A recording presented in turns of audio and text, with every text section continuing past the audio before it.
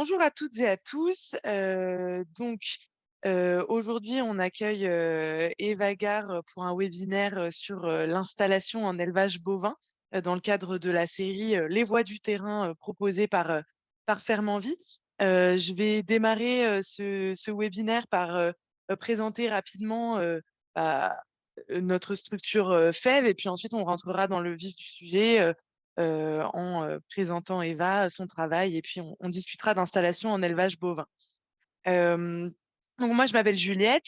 Peut-être que certains d'entre vous ont déjà échangé avec moi dans le cadre de leur installation, puisque je suis chargée des relations avec les porteurs de projets, notamment chez FEV. Donc, c'est-à-dire que si vous nous contactez pour une des fermes que nous proposons, il est probable que l'on échange ensemble. Je vais vous présenter rapidement ce qu'on fait chez FEV. Donc nous, notre mission, c'est de faciliter l'installation de la nouvelle génération de l'agriculture française sur des fermes agroécologiques et diversifiées. Et pour faire ça, on utilise deux leviers principaux. Le premier, c'est une plateforme qui s'appelle Lagrange et qui met à disposition des porteurs de projets des outils pour leur permettre de concrétiser leur parcours d'installation, leur projet d'installation.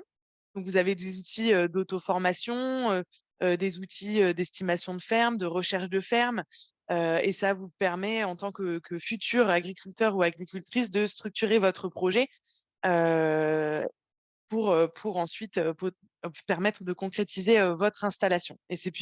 Cette plateforme est accessible à tous et à toutes sans aucune distinction et c'est complètement gratuit. Ça, c'est notre premier levier. Et le deuxième levier, c'est un levier plutôt axé sur le financement du foncier, puisque nous avons une foncière solidaire qui propose une solution de financement aux porteurs de projets grâce à l'épargne citoyenne. Donc, en fait, on va récolter l'argent d'épargnants citoyens dans cette foncière et grâce à l'argent récolté, on va racheter des fermes et ensuite les louer en location avec option d'achat aux porteurs de projets. Ce qui permet voilà, de s'installer plus confortablement qu'avec directement un emprunt à la banque qui n'est pas toujours accessible pour tous les porteurs de projets. Aujourd'hui, du coup, on va parler d'installation, hein, c'est un de nos sujets principaux, et plus spécifiquement d'installation en élevage bovin. Et pour parler de ça, bah, on a fait appel justement à une experte du sujet à qui on va laisser la parole maintenant. Donc Eva, est-ce que tu pourrais activer ton micro et te présenter, parler de ton parcours et puis de ton métier de conseillère technique? Oui, alors bonjour à tous, je suis donc Eva Gare. Donc pour ceux qui ne me connaissent pas, en quelques mots, donc je suis bretonne, j'ai 30 ans et je suis récemment installée en tant qu'indépendante pour faire donc du conseil auprès des éleveurs, majoritairement en bovin. Je suis diplômée d'ingénieure en production animale de l'ESA d'Angers, donc l'École supérieure d'agriculture, avec une spécialité évidemment en production animale, mais aussi une spécialité plus particulière sur les zones de montagne et les zones AOP. Donc en fait, j'ai très vite intégré l'agriculture dans sa valorisation de l'herbe pour les vaches majoritairement. Je suis sur le terrain depuis maintenant 10 ans en milieu professionnel, donc j'ai fait différents métiers toujours en lien avec l'élevage, en commençant par du conseil à l'installation et des agriculteurs en difficulté dans le sud de la France. Et puis très vite, je suis remontée en Bretagne maternatale pour faire du conseil auprès des éleveurs, d'abord avec des spécialités de séchage en grange, et puis après, de manière plus générale, voilà, de l'accompagnement global auprès des éleveurs bovins. Je travaille dans différentes structures d'organisations professionnelles agricoles. Et puis donc, j'ai quitté tout ça assez récemment pour faire le choix donc, de l'indépendance. D'accord, OK. Bah, merci pour cette présentation et du coup, aujourd'hui, donc tu es conseillère technique indépendante, si je me trompe pas. Est-ce que tu peux nous expliquer, plus concrètement, bah, quel est le rôle, en fait, auprès des personnes, que tu conseilles et voilà, quel est ton métier exactement, au quotidien? Donc, en effet, je suis conseillère en élevage auprès des éleveurs de vaches laitières et de vaches allaitantes. La majorité de mon travail, il consiste à appuyer les agriculteurs et agricultrices dans le suivi de leur élevage dans sa globalité. Donc, en fait, je fais à la fois du soutien technique, donc sur de l'alimentation, de la reproduction. Donc, ça peut être l'élaboration d'une ration, par exemple, pour une transition à l'herbe ou un retour en bâtiment l'hiver. Ça peut être aussi du conseil qui est de l'ordre plutôt stratégique d'entreprise. Donc, par exemple, un éleveur qui va se poser la question de passer de vélage étalé pendant l'année à un vélage groupé, bah, comment est-ce qu'on organise en fait à la fois ce changement de troupeau, les stocks, etc. Et donc, en fait, l'avantage, à mes yeux en tout cas, d'être indépendante, c'est d'être un œil neuf, complètement extérieur, qui est neutre de tout conseil orienté, que ce soit, alors évidemment, commercialement parlant, donc comme pourrait le faire par exemple un vendeur d'aliments, on peut facilement comprendre que un vendeur d'aliments va orienter une ration de manière à vendre davantage d'aliments de sa coopérative ou de sa firme privée pour gagner plus, même si ça reste toujours dans l'intérêt de l'éleveur, évidemment, hein, mais il y a un double objectif à la fois pour l'éleveur et le commercial.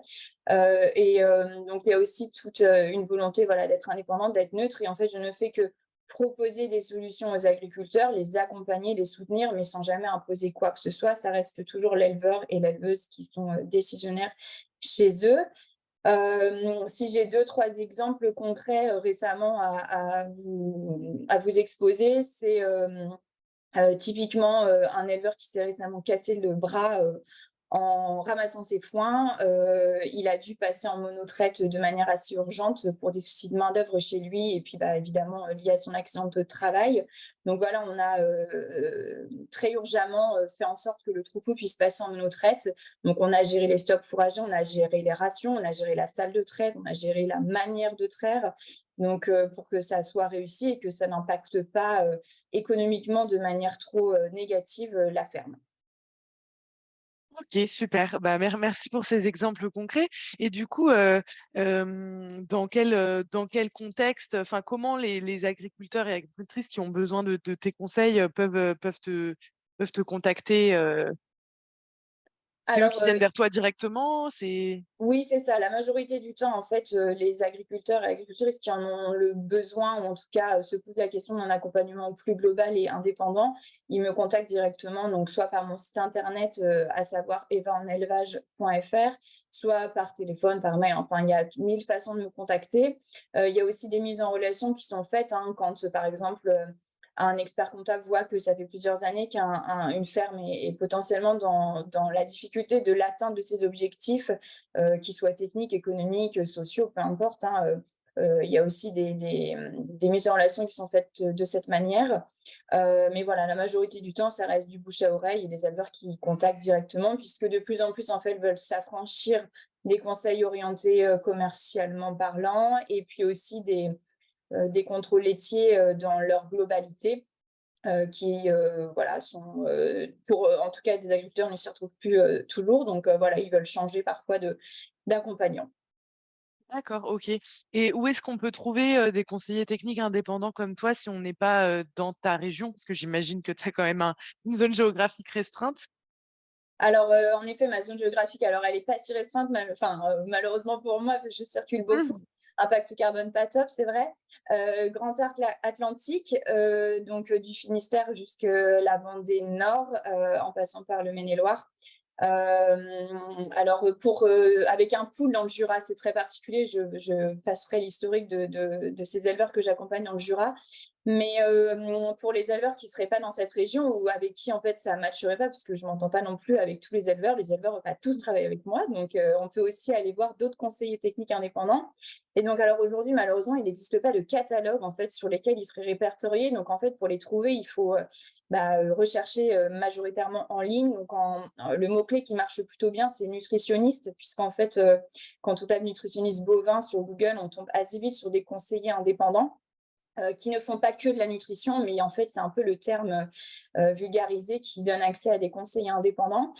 Sinon, très simplement, en fait, en contactant les conseillers indépendants, on se connaît entre nous et on sait à peu près les zones géographiques et les spécificités de chacun. J'ai parfois des éleveurs, hein, qui m'appellent, qui vont être sur des très grosses productrices, en ration mélangée. Bon, je sais que je suis pas la technicienne qui leur conviendra le mieux, Mmh. donc je les oriente vers d'autres nutritionnistes indépendants qui sont, spécialisés en ration mélangée, par exemple. Donc c'est vraiment, de la recherche, en ligne et après, faut pas hésiter à nous appeler. En fait, on vous met en relation avec le conseiller qui va bien, quoi. OK, super. Bon, bah, de bons conseils, pour les porteurs de projets, qui pourraient avoir besoin et qui sont présents, pendant ce webinaire. Hem, ce que je propose, c'est qu'on passe à un sujet, enfin, le sujet qui nous intéresse aujourd'hui, donc l'installation, en bovin et qu'on passe un petit peu de temps, là-dessus. Hem, Déjà, avant de rentrer là-dedans, moi, j'ai une question pour toi. C'est, parmi les gens que tu accompagnes aujourd'hui, est-ce qu'il y a un profil, qui se démarque? Et est-ce que, bah, il y a beaucoup de gens que tu accompagnes dans le contexte de l'installation? Ou est-ce que c'est plutôt des personnes, qui sont installées, depuis un certain temps, qui, font appel à des conseillers techniques comme toi? Alors, j'ai pas de profil type du tout d'éleveur ou d'éleveuse. J'ai des exploitations qui sont vraiment variées, de systèmes, tout herbe, de systèmes avec du maïs, de systèmes, en transformation ou en circuit long de vente en laiterie, mono-traite, robot. Donc en fait, il y a pas du tout un profil qui se dessine, de manière, catégorique, en tout cas parmi, les éleveurs que j'accompagne. Et dans ce panel-là, c'est majoritairement des éleveurs qui sont installés en fait depuis, je dis 10 ans, mais en fait, j'en sais rien. Et en tout cas, ils ont un petit peu d'expérience. Mais parmi eux, il y en a, je dirais, à peu près 30% dans lesquels, en fait, il y a un jeune qui s'installe sur la ferme ou qui veut reprendre, en tout cas. Après, la majorité des porteurs de projets que j'ai l'occasion de rencontrer dans mon métier, c'est plutôt lorsque je fais de la formation, puisqu'en fait, j'interviens aussi en formation. Puisque je fais de la relecture en fait de business plan agricole, avant que des porteurs de projets en fait aillent présenter voilà un prémisse de projet en banque, je fais des relectures de business plan agricole pour voilà que ce soit un truc qui soit sérieux, qu'on puisse se préparer aux questions un peu pièges du banquier ou de l'expert comptable éventuellement. Donc c'est plutôt à cette occasion-là que je rencontre les porteurs de projets. Et puis c'est une fois qu'ils sont installés qu'éventuellement parfois ils font appel à moi pour le suivi d'élevage, mais voilà, c'est plutôt comme ça que ça se dessine. OK, d'accord, bah, super. Donc parlons d'installation en bovin du coup, puisque c'est le sujet qui nous intéresse. Heu, Ma première question, ce sera de te demander, bah, quelles sont les étapes en fait, à penser, pour, devenir, éleveur ou éleveuse bovin? Heu, je pense que l'étape 1, c'est le choix. Est-ce que je devrais être ou pas éleveur ou éleveuse bovin? Est-ce que, je devrais avoir, plutôt un troupeau, laitier ou un troupeau allaitant ou un mixte des 2? Est-ce qu'on peut parler peut-être, de ça pour démarrer? Je pense que c'est un métier qui correspond pas forcément à tout le monde, où il y a des contraintes et des avantages et je trouverais ça intéressant d'avoir ton éclairage, là-dessus.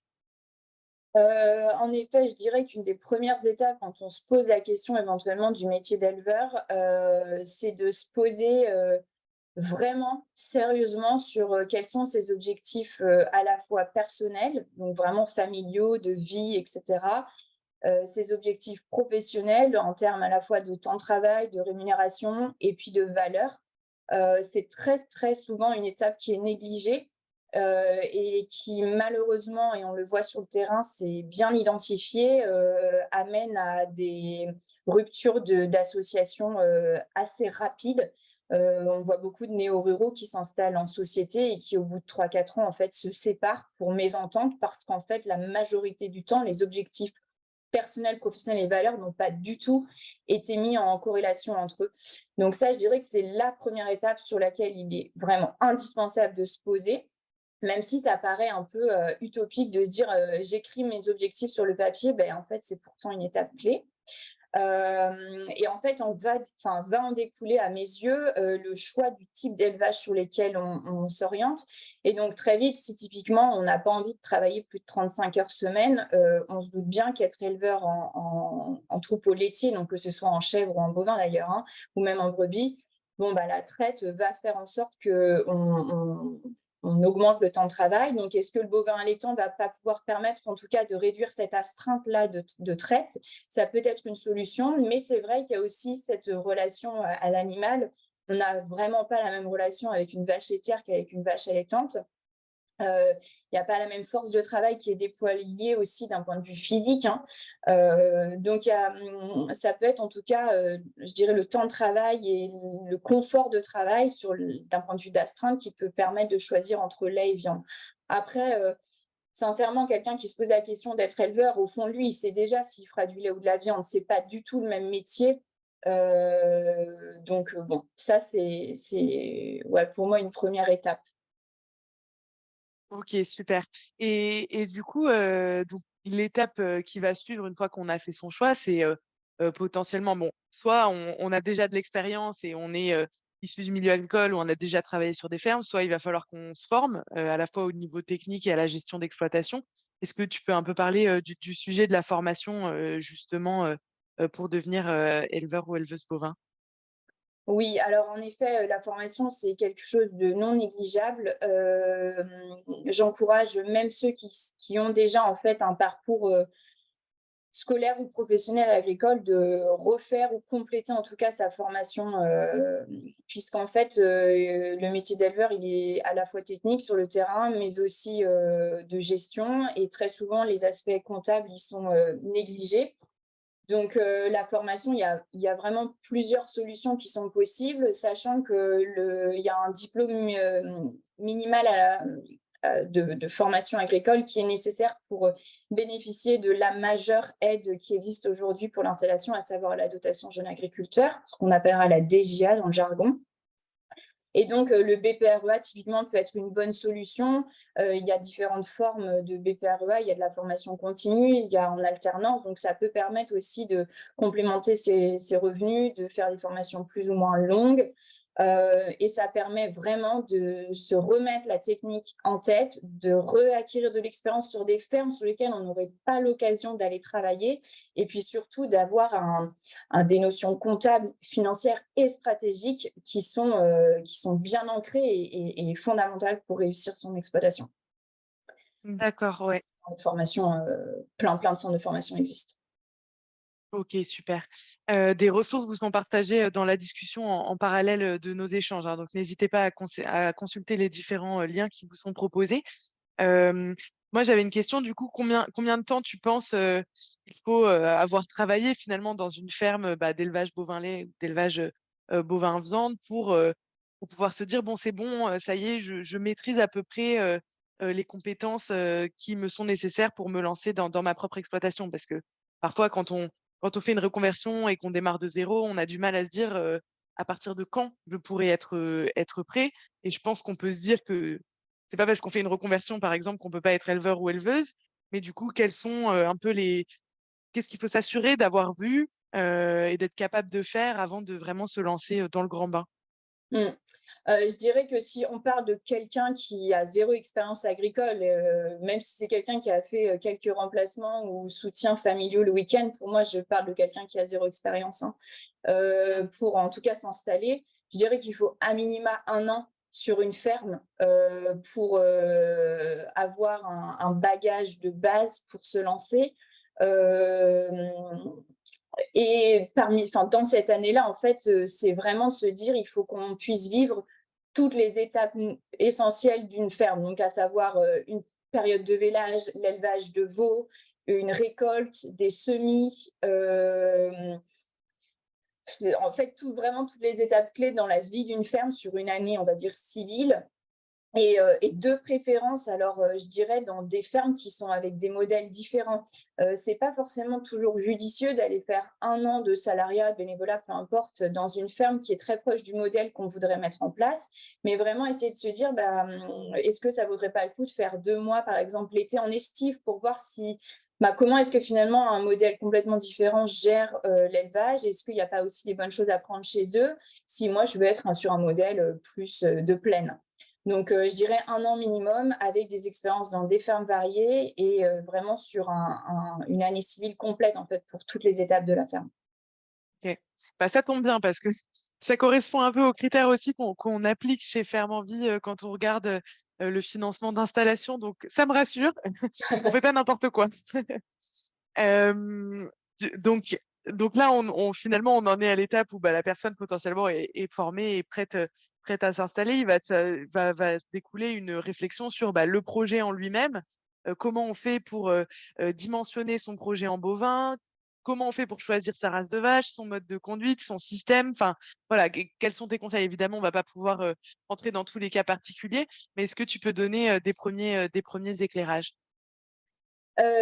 Oui, alors je voudrais juste rajouter une chose qui m'est venue en tête, c'est que, dans plein d'expériences qui sont reprises où, il y a aussi les stages de parrainage qui peuvent prolonger la période d'expérience, a posteriori d'une formation. Je voulais rajouter ça, et je vous in enfin, j'incite les porteurs de projets à prendre cette formule de stage de parrainage qui, avant l'installation, qui est quand même précieux pour, capitaliser l'expérience de l'exploitant en place. Je ferme la parenthèse et je rouvre l'autre sur le dimensionnement du projet. Je dirais que la première étape quand on est dans le cadre d'un modèle d'élevage, c'est, de déterminer son schéma troupeau en cohérence avec l'assolement, le sol qui est, proposé dans la ferme. Alors, vous allez me dire, celui qui a un projet de création et qui ne sait pas du tout où est-ce que sera implantée sa ferme, c'est compliqué de faire un schéma troupeau. Donc, je vais, par souci de simplicité, prendre le cas d'une ferme qui serait reprise, puisqu'en fait, il y a déjà un assolement des surfaces et éventuellement un troupeau en place.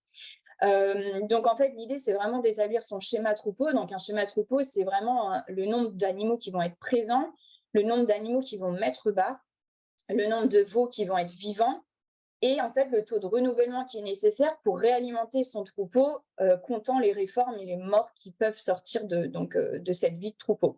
Une fois qu'on a établi ce schéma troupeau-là, en fait, on a une idée de combien de vaches laitières ou allaitantes vont être nourries, combien il y a de génisses, combien il y a de veaux, quel va être l'âge au vélage. C'est un peu les grandes lignes qu'on va déterminer sur le troupeau. Deuxième étape, ça va être de se dire, sur un an, donc vraiment janvier à décembre ou juillet à juin, quelles vont être les rations, les plans d'alimentation qu'on peut estimer sur un an pour voir si la consommation à la fois de fourrage et de concentré peuvent être couverts par les surfaces qui sont proposées, en tout cas à disposition sur la ferme, au vu des rendements qui sont réalisés.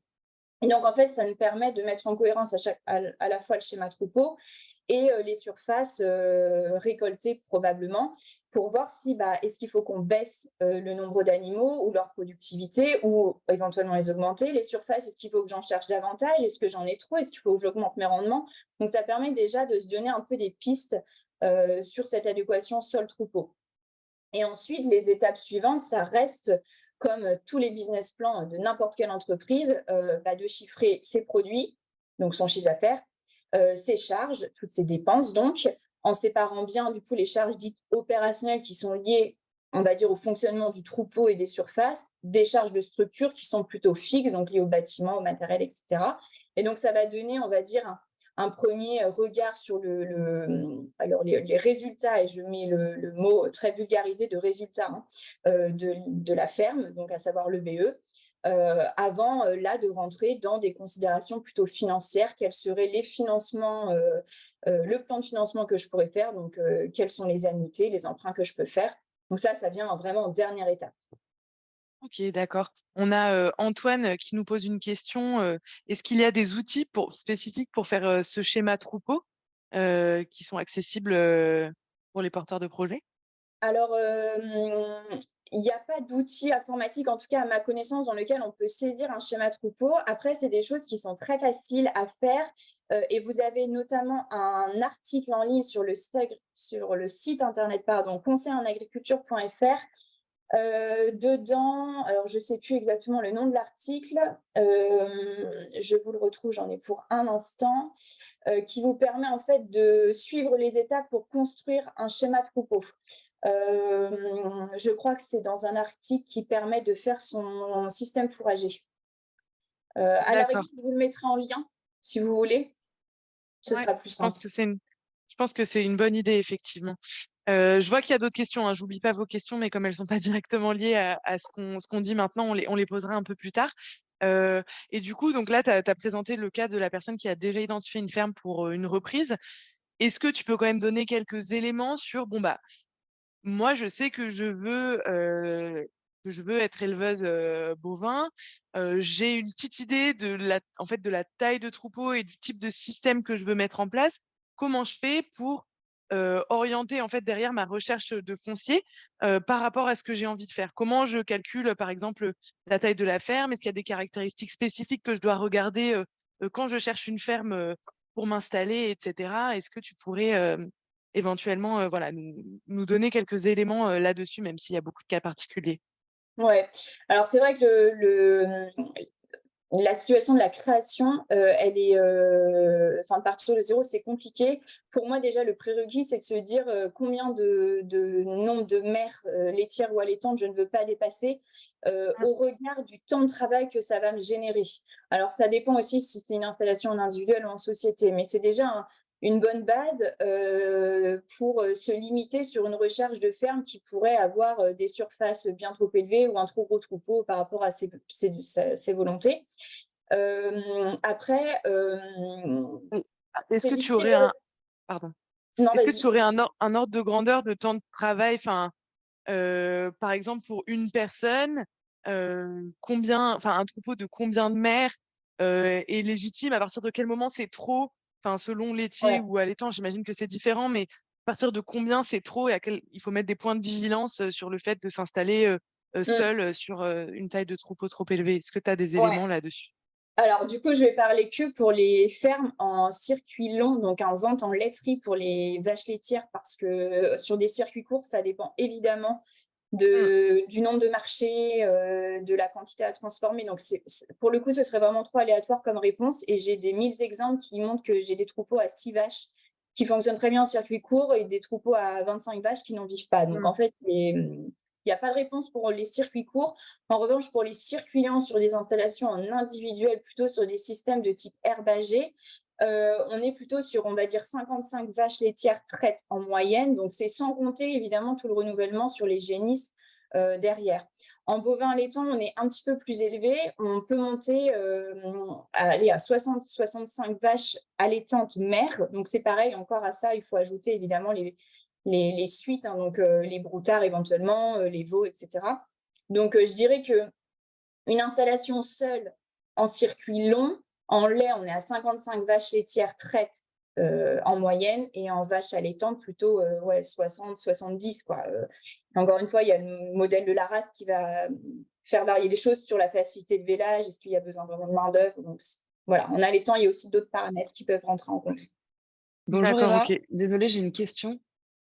Quand tu dis 55 vaches laitières mères traites pour une installation seule, il y a vraiment un ETP seul sur la ferme ou est-ce qu'il peut faire appel à du service de remplacement? Dans le modèle que toi tu as en Alors, tête? c'est une bonne question. En effet, quand je parle de une personne, en fait, je devrais dire un temps plein.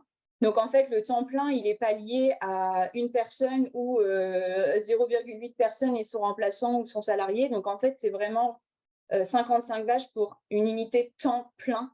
Donc, ça comprendrait en fait une personne qui est tout le temps là et qui a un service de remplacement si jamais il veut, j'en sais rien, s'absenter un week-end par mois ou 3 semaines à l'année. Enfin, ça dépend. Et ça, peu importe le système de conduite de troupeau, que ce soit 100% herbagé sans bâtiment ou hors sol ou Non, justement, c'est ce que je disais, c'est 55 vaches laitières traites. C'est vraiment sur un modèle de système plutôt typé herbagé OK. et sur du vélage étalé. Parce qu'on serait en vélage groupé, évidemment, ça change aussi la donne. Merci, merci pour la question Astrid. Hem, du coup, je t'avais coupé, sur, ce que tu racontais sur, bah, voilà, qu'est-ce qu'on regarde, quand on cherche du foncier? Donc là, on a parlé de la taille, de son troupeau. Une fois qu'on a ça, comment on fait la conversion vers quelle ferme on recherche et quelles sont les caractéristiques qu'il faut qu'on regarde, quand on recherche du foncier? Oui, alors sur la recherche de foncier, il y a aussi la nature des sols. Je dirais qu'il y a 2 paramètres. Il y a la nature des sols et est-ce qu'on est sur une reprise de ferme ou une recherche de foncier qui est plutôt de type prairie et est-ce qu'on est sur des prairies naturelles, des prairies qui sont plutôt productives, ou est-ce qu'en fait on cherche un potentiel de culture parce que dans le modèle d'élevage qu'on a en tête, on veut faire de la culture, que ce soit de la culture d'herbe ou de céréales, ou peu importe le type de culture. Ça peut être aussi une double activité, par exemple du maraîchage paysan boulanger, je ne sais pas, hein, il y a 1000 exemples. Donc ça, c'est vraiment la nature des sols, c'est quelque chose sur lequel il faut se pencher. Donc en fait, on peut avoir déjà des idées sur les rendements qui ont été auparavant réalisés, les types d'espèces qui sont en place et en fait, la biodiversité présente, est-ce que elle est à l'image de ce que le modèle d'élevage qu'on veut mettre en place peut correspondre. Donc ça, je dirais que c'est une première chose sur laquelle on peut s'intéresser. La deuxième chose aussi qui va influencer beaucoup, c'est, alors surtout si on est en circuit court, c'est l'implantation géographique et en fait, tous les liens commerciaux, sociaux qui vont être autour. Est-ce qu'il y a déjà des exploitants installés dans le coin qui sont présents sur les marchés? Donc ça, c'est vraiment des choses qui sont à regarder parce que vraiment, en circuit court, c'est pas si simple de développer la vente directe. On a beau dire que les gens ils cherchent à avoir des produits de qualité locaux, c'est vraiment pas si évident de trouver sa place quand on est en création ou en reprise. Donc, bien être vigilant sur le tissu social en fait qui est autour, aussi de par l'entraide. Hein. Il y a des secteurs géographiques dans lesquels les éleveurs ne s'entraident pas du tout. Et d'autres, ça match hyper bien. Donc, je pense que c'est quelque chose aussi auquel il faut être vigilant. Peut-être aller voir les CUMA, les ETA pour voir si, est-ce qu'il y a une vraie entente entre les gens du secteur, quoi. Et ici, une autre chose auquel je pense, notamment pour les systèmes qui sont plutôt de type pâturant, c'est l'accessibilité du foncier. Est-ce qu'on est sur, on pourrait très bien avoir une ferme, je cherche 100 hectares, n'importe quoi, et en fait, il y a un îlot de 50 avec le siège social, et puis un autre îlot 50 hectares plus loin, et en fait, il n'y a pas de bâtiment, comment je vais les utiliser, sachant que je veux faire que du pâturage. Typiquement, ce n'est pas forcément une ferme à première vue qui serait adaptée. Ouais. Ouais, le sujet du parcellaire est très important et en plus, en fonction est-ce qu'on est sur un troupeau allaitant ou un troupeau laitier, on va aussi pas rechercher on va pas avoir les mêmes exigences en termes de groupement des parcelles, si on doit rentrer le troupeau quotidiennement, évidemment, on va pas rechercher la structure d'exploitation. Ok, merci pour ces éléments sur la recherche de foncier. Donc, quand on prévoit de s'installer, forcément, il y a éventuellement un investissement sur le foncier, ou alors on peut s'installer en location ou même en location avec option d'achat avec FEV, hein, si c'est quelque chose qui nous convient. Mais donc, il y a d'autres investissements qui sont aussi à prévoir pour s'installer. Donc, de quoi a-t-on besoin quand on prévoit son installation? Qu'est-ce qu'il ne faut pas oublier? Qu'est-ce qu'il faut chiffrer? Et quelles sont les aides aussi potentiellement accessibles pour les porteurs de projets qui veulent s'installer en bovin? Alors, sur les investissements, c'est pareil. Il y a 1000 exemples possibles. Donc, je vais parler de la moyenne. Donc, quand on parle d'une installation en reprise d'exploitation, il y a des dernières études qui ont montré qu'en fait, le capital à investir, il était de l'ordre de 1070 € pour 1000 litres produits en vaches laitières. Je n'ai pas l'équivalent en vaches allaitantes. Et ça représente près de 22 500 € d'actifs par unité de temps plein. Donc ça peut dessiner un peu les grandes lignes. Si on intègre une société, en fait, généralement, on n'a pas des investissements qui sont faramineux, puisqu'en fait, on investit des parts sociales dans le GAEC ou dans la société en question. Et en fait, après, c'est le GAEC qui a la charge d'investir pour la ferme. Donc, très souvent, quand un porteur de projet intègre un GAEC, finalement, sa charge personnelle d'emprunt, elle n'est pas aussi élevée que s'il crée une entreprise individuelle pour lequel, là, en fait, il s'investit personnellement pour clairement mettre ses billes dedans, quoi. Donc là, il y a vraiment la différence de création d'installation en société et en individuel. Il ne faut pas du tout négliger le renouvellement du matériel qui est dans la majorité des cas extrêmement diminué. Je ne vous apprends pas que maintenant, réparer une machine, ça coûte plus cher qu'auparavant. On peut facilement mettre 20-30% de plus. Donc vraiment, le renouvellement du matériel, qu'on soit en reprise ou en création, c'est nécessaire d'en mettre à année plus 3 et année plus 4 à minima. Sinon, si on peut un peu donner des grandes lignes de ratios financiers, J'insiste toujours sur le fait que les banques, elles disent oui, il faut au moins 10% de marge de sécurité dans l'élaboration d'un business plan. Non, en fait, il en faut carrément plus, hein. Franchement, il faut plutôt frôler le 15-20% de marge de sécurité pour qu'une banque aujourd'hui suive un porteur de projet, avec des annuités qui doivent normalement pas dépasser 20% du produit brut. Alors, le taux d'annuité sur le chiffre d'affaires, il peut monter plus haut pour des jeunes porteurs de projets. Mais encore une fois, ça va dépendre de quels engagements vous prenez. Est-ce que vous mettez une hypothèque? Quel capital vous investissez? Donc, c'est très variable. Et puis, il ne faut pas hésiter à mettre en concurrence les banques, hein, puisqu'en fait, elles n'ont pas toutes les mêmes conditions. Et une dernière chose à ne pas négliger dans les investissements, mais ce n'est pas tellement un investissement en soi, mais c'est quelque chose en tout cas à chiffrer absolument, c'est le besoin en trésorerie. Très souvent, les éleveurs, ils ont en tête dans leur business plan de se dire ouais, voilà, j'ai besoin d'acheter une salle de traite, renouveler mon bâtiment, acheter un nouveau tracteur, bon, très bien. Puis en fait, le besoin en trésorerie, il doit être nécessairement inclus dès l'ouverture de la ferme. Et donc là, il faut le considérer comme essentiel, comme un prêt finalement, une ligne de prêt qu'on rajouterait, alors admettons 10 000 € de besoin en trésorerie de départ. Donc ça, c'est, je dirais, les grandes lignes à garder en tête. Pour ce qui est de la question des aides, donc il y a la dotation jeune agriculteur qui est majoritairement connue pour les porteurs de projets. Donc il y a des conditions évidemment de diplôme, d'âge, de résultats financiers de l'exercice. Vous trouverez énormément d'informations sur la DGA en ligne, même sur, j'imagine, les ressources de FEV. Enfin ça, vous ne trouverez vraiment pas de difficulté avec ça. Il y a certaines régions et départements qui proposent des aides supplémentaires sur certains porteurs de projets dans certaines productions. Donc là, c'est pareil. Rapprochez-vous des conseils régionaux, des chambres d'agriculture aussi qui sont renseignés là-dessus, éventuellement d'autres organisations qui font des soutiens à l'installation parce que ça dépend des régions.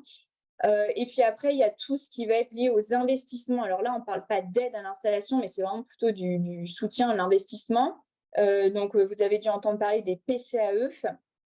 Donc ça, c'est plutôt de l'aide à l'investissement, plutôt en cours enfin, pas d'installation, mais de croisière, en fait, une fois que la ferme est lancée, qui permet de financer du matériel, des rénovations de bâtiments, ce genre de choses.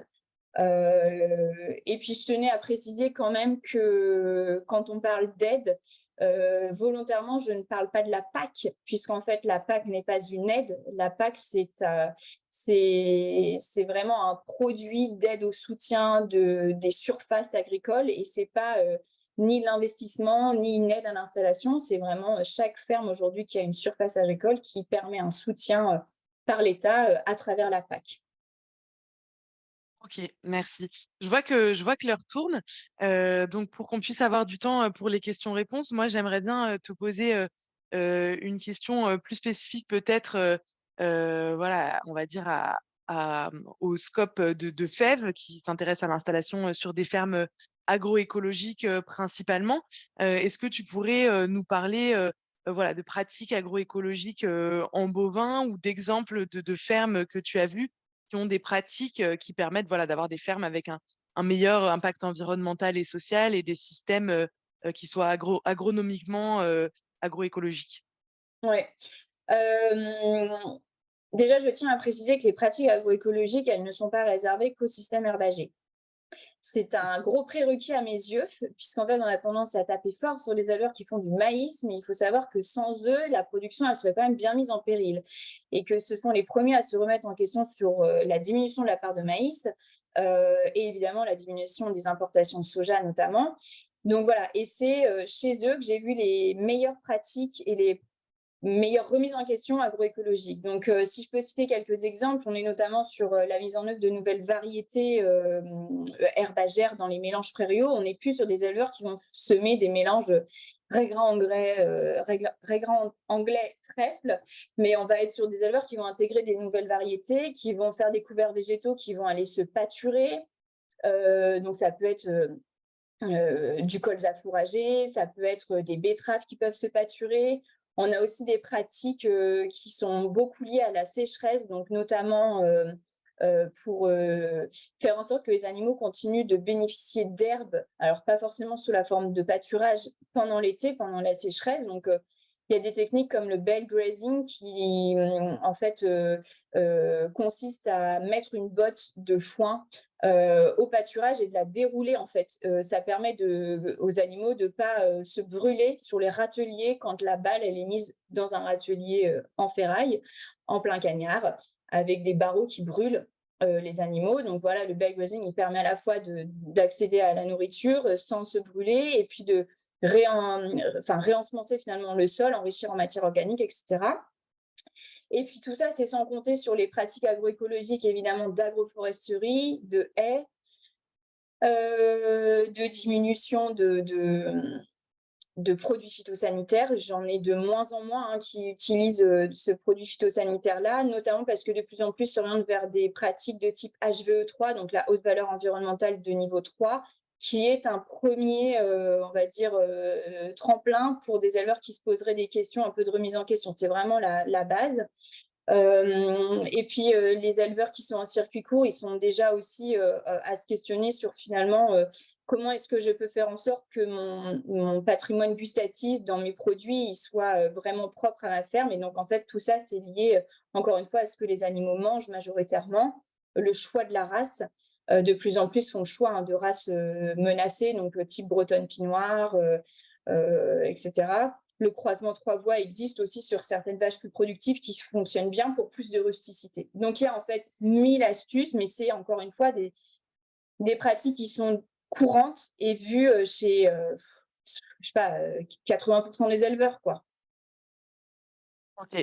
Et parmi ceux que tu accompagnes, est-ce qu'il y en a qui sont, du coup, dans une démarche, voilà, tu accompagnes aussi des gens qui font des conversions, des transitions vers de nouveaux systèmes, qui sont potentiellement déjà installés, mais qui vont, essayer de revoir, leur système, pour, plus de pratiques agroécologiques et potentiellement des conversions aussi, en agriculture biologique pour aller peut-être un peu plus loin que HVE3, est-ce que ça, c'est des choses que tu vois? Alors, j'accompagne pas d'éleveurs qui font qui passent de conventionnel à l'agriculture bio, typiquement. Là, j'en ai pas du tout. La filière n'y incite pas du tout, malheureusement. Pour autant, tous les éleveurs ont comme ambition d'être autonomes en alimentation. Donc, les premiers grands changements, ils résident dans la réduction de la part de maïs en silage dans les rations et dans l'assolement nécessairement. Donc, les premières steps, c'est faire du maïs épi plutôt que du maïs en silage, qui permet de réduire drastiquement la part de maïs ensilé, de maïs dans l'assolement. Donc ça, c'est vraiment de plus en plus d'éleveurs, ceux qui se font de la ration hivernale à base de maïs, en fait, ils se basent maintenant sur du maïs épi et donc plus d'herbes, plus de différentes façons de récolter l'herbe. Donc l'affouragement vert marche de plus en plus. Le métaigrain, pour certains, ça fonctionne. Dès lors qu'on passe les 20 kilos de lait, en vrai, même 18 par vache, clairement, le métaigrain, on ne peut pas dire que ça fonctionne sur des vaches. Et ça donne beaucoup trop de risques d'acidose sur une ingestion de céréales trop élevée. Donc, en fait, il faut forcément y pallier avec un autre apport d'azote qui peut être de la luzerne faite chez soi. Donc, je dirais que voilà, les premières étapes, ça va être la réduction du maïs. Et puis après, il y a toute cette efficacité de l'herbe. On ne dira jamais assez que la culture de l'herbe, c'est la culture la plus difficile qui soit pour un éleveur. L'herbe, il y a 1000 valeurs, il y a 1000 façons de la récolter. Et du coup, il y a plein de pratiques qui sont différentes pour y arriver. OK. Bah, merci beaucoup. Je trouve que tu portes des éclairages très ouverts sur plein de systèmes et de pratiques différentes. Donc, j'espère que ça intéresse nos auditeurs et auditrices. Je propose de poser les quelques questions qui ont été mises dans le chat. Il y avait une question de Anne et Thomas, qui parlaient des systèmes en village groupé de printemps. Ils voulaient savoir, donc: «Bonjour Eva, travailles-tu avec des systèmes en village groupé de printemps? Que conseilles-tu pour la transition d'un système, conventionnel avec village étalé à un système, village groupé de printemps, et quel est ton retour sur l'efficacité technico-économique de ces systèmes?» Tu as arrêté ton micro, Eva. Bien vu. Je disais, j'ai accompagné 2 élevages cette année dans cette transition-là, dont un est en train de finir son année là, de transition. Je dirais que le majeur conseil, c'est d'avoir énormément de trésorerie pour accuser le coup pendant 9-10 mois. Ça, c'est quand même le gros conseil. Le deuxième, c'est de sélectionner en fait ces vaches en amont de la transition, donc d'un point de vue génétique en fait. De se dire, s'il y a des vaches clairement qui ne sont pas adaptées à faire du vélage de printemps, qui ne vont pas répondre correctement à l'herbe. En tout cas, il y a des vaches, vraiment génétiquement, elles ne sont pas adaptées pour ça. Elles vont faire énormément de litrage et pas de taux, donc en fait, elles ne vont pas être au top. Et je dirais que l'efficacité technico-économique de ces systèmes, elle est avérée, et notamment sur des zones géographiques où l'herbe, je veux dire, dure au moins 4 mois de manière efficace, et particulièrement sur des systèmes en circuit court. Sur ces éleveurs-là, quand ils ferment la salle de traite 2 mois dans l'année, c'est pas un problème du tout, quoi.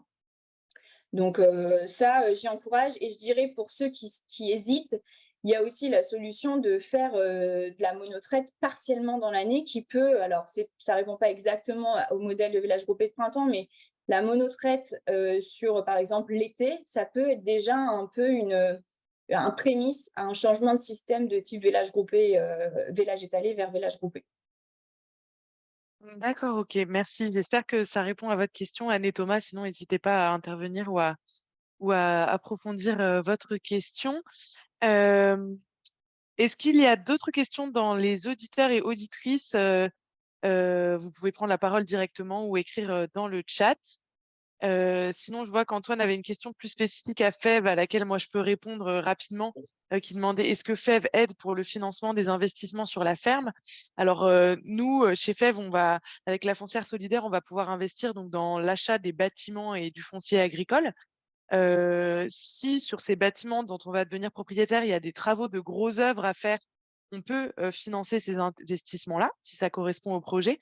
Par contre, tout ce qui est aménagement des bâtiments, par exemple, je sais pas moi, pour une salle de traite, achat de matériel, achat de cheptel, nous, on ne va pas financer cette partie-là et ça va être à la charge du porteur de projet qui pourra se financer soit par un emprunt bancaire, soit en étant mis en lien. Nous, on fait de la mise en relation aussi avec des partenaires de financement participatif, comme par exemple Bluebees ou Mimosa, qui font voilà, des campagnes de financement participatif pour financer tout ce qui est matériel et cheptel. Donc ça, c'est quelque chose à avoir en tête comme option de financement. Si jamais dans le public, il n'y a pas d'autres questions, moi, j'ai encore une ou deux questions que je peux te poser et qui, je pense, peuvent aussi intéresser les personnes qui nous écoutent. Peut-être des questions sur l'état de la filière bovin aujourd'hui. On entend beaucoup de choses sur le bovin lait, sur tout comment se porte la filière, les difficultés des éleveurs et des éleveuses. Est-ce que toi, tu pourrais nous faire un petit état des lieux selon ta connaissance de la filière et puis des choses aussi euh, à privilégier dans des situations potentiellement de conjoncture difficiles sur ces filières-là? Hmm. Je vais parler de ma petite fenêtre. Je n'ai pas la prétention de connaître toute la filière agricole. Par contre, j'ai tendance à dire qu'on peint toujours un tableau noir de l'agriculture, et c'est pas du tout ce que je vois sur le terrain. Donc, je suis très consciente des difficultés de certains pour avoir accompagné des agriculteurs en difficulté pendant des années. Mais je préfère parler de ceux qui réussissent et qui sont passés de je galère à je réussis. Parce qu'à mes yeux, c'est ça qui est intéressant. En effet, quand on vend en circuit long, en laiterie ou en abattoir, on ne maîtrise pas les prix. Par contre, on maîtrise tout le reste. On maîtrise ses produits, on maîtrise ses charges, on maîtrise son temps de travail, on maîtrise son confort de travail. Et je pense que c'est sur ça qu'il y a à gagner, plutôt que d'aller toujours se combattre pour un prix qui n'est pas suffisant. Moi aussi, j'aurais aimé me battre contre mon patron parce que je n'étais pas payée assez cher. J'ai pris mes clics et mes claques et je suis partie. Et en fait, il y a des éleveurs qui, à mes yeux, perdent trop d'énergie à se dire que le prix du lait et le prix de la viande n'est pas assez haut, et qui finalement auraient pu passer du temps à faire mieux chez eux. Pour en tout cas une rentabilité et un confort de travail, encore une fois. Je pense qu'il y a une opportunité sur le prix de la viande, alors que ce soit en lait ou en viande, enfin bovin allaitant, hein. Aujourd'hui, un veau laitier, il est quand même bien mieux valorisé qu'auparavant. Je ne parle pas des vaches allaitantes qui aujourd'hui, selon les demandes des abattoirs, il y a des prix qui peuvent vraiment beaucoup varier, parfois à plus de 50% sur les prix au kilo. Donc, il faut bien connaître en fait ces débouchés, hein, pour savoir auprès de qui négocier. Concrètement, aujourd'hui, sur des laiteries, c'est très difficile de négocier des contrats. Par contre, de quitter une laiterie pour rentrer dans une autre laiterie avec des plus-values de cahier des charges, là, il y a un vrai intérêt. Il y a des zones AOP et même en Vendée, j'insiste, parce que parfois on entend savoir que c'est que dans les montagnes, mais en fait, ça se développe de plus en plus, hein. Et donc, il y a vraiment des plus-values à aller chercher.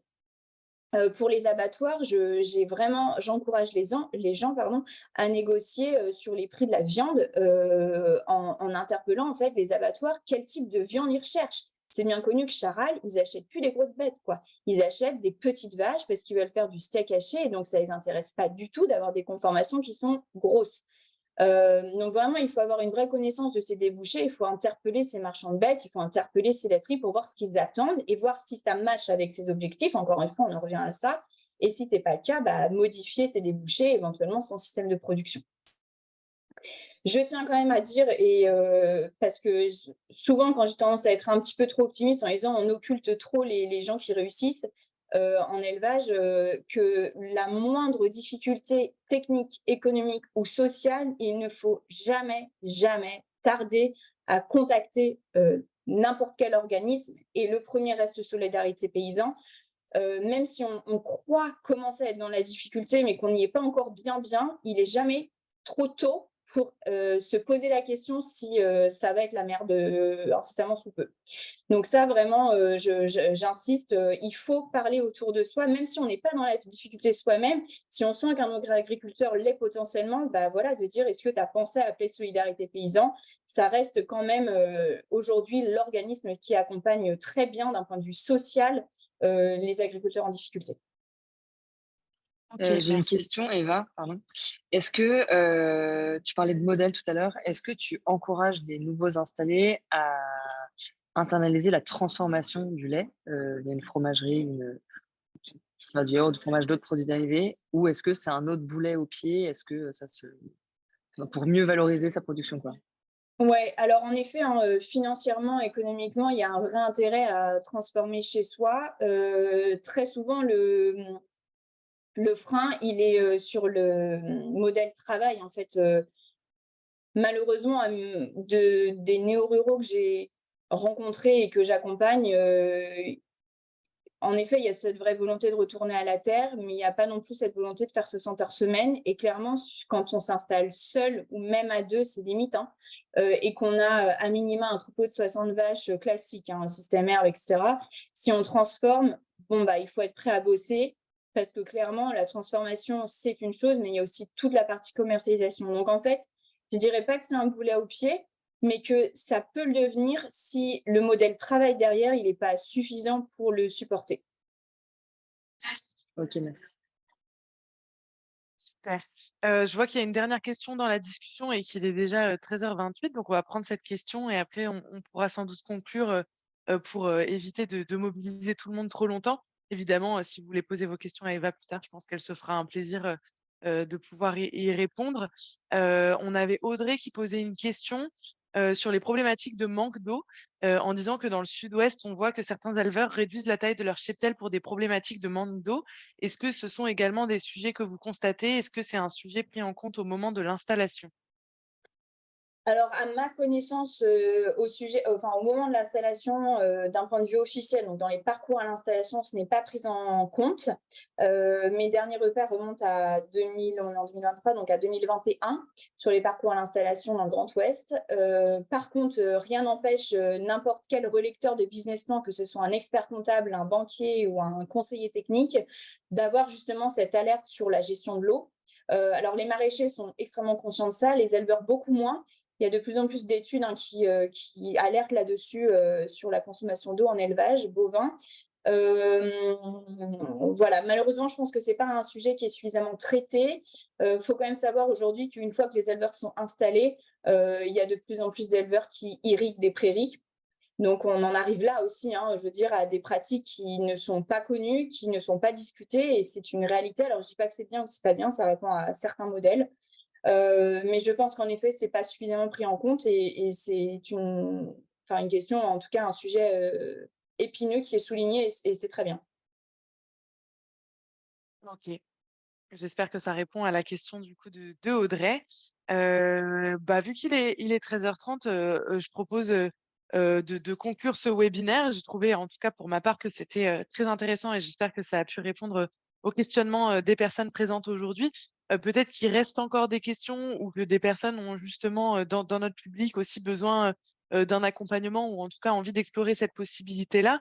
Est-ce que, toi, Eva, tu pourrais nous dire, bah, voilà, comment ils peuvent te contacter, redire peut-être ton site internet, si jamais ils ont envie, d'approfondir, certains sujets.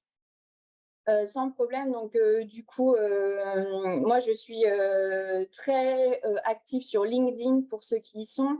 Mon site internet, c'est evaenelevage.fr, tout simplement. Il y a un contact possible. Mon numéro de téléphone, il est affiché, disponible, aucun problème. Même si un éleveur porteur de projet a une question simple et voilà, il veut m'appeler, aucun problème, je réponds. Si vous êtes dans le Grand Ouest, ce sera aussi un plaisir de venir à votre rencontre. Et puis la dernière nouveauté, c'est que je propose là une offre sur une relecture de business plan agricole qui va sortir dans 2 semaines maintenant. Donc si vous êtes encore aux prémices de la construction d'un business agricole, avec une relecture par un expert vraiment qui va faire la cohérence troupeau, sol et résultats par rapport à vos objectifs, je peux vous mettre le lien dans le chat pour accéder à l'offre qui est réservé là au webinaire pour relire et construire votre business plan de manière sérieuse avec le troupeau bien construit. OK, super. Bon, bah, je pense qu'on a tout ce qu'il nous faut. Eva vient de mettre le lien, dans la discussion, pour ceux que ça intéresse. N'hésitez pas à récupérer tous les différents liens qui vous ont été partagés.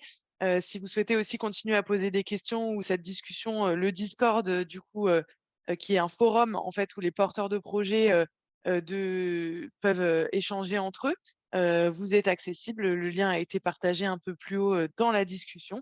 Et voilà, j'espère que ça aura, confirmé des vocations, donné des informations, concrètes, pour l'installation, et même pour les transitions, de modèles, et cetera. Évidemment, on n'a pas pu rentrer dans la profondeur de chacun des sujets, parce qu'il nous faudrait beaucoup de webinaires pour pouvoir rentrer là-dedans. Mais merci pour ces éclairages. Je propose de souhaiter un bon appétit, une bonne après-midi à tout le monde. Merci Eva, merci à tous les participantes et participants. Et on se retrouvera peut-être pour de prochains webinaires, avec Fève, sur les voies du terrain. Avec plaisir, et surtout, j'ai hâte de vous voir sur le terrain avec vos vaches. C'est ça l'essentiel. Au revoir.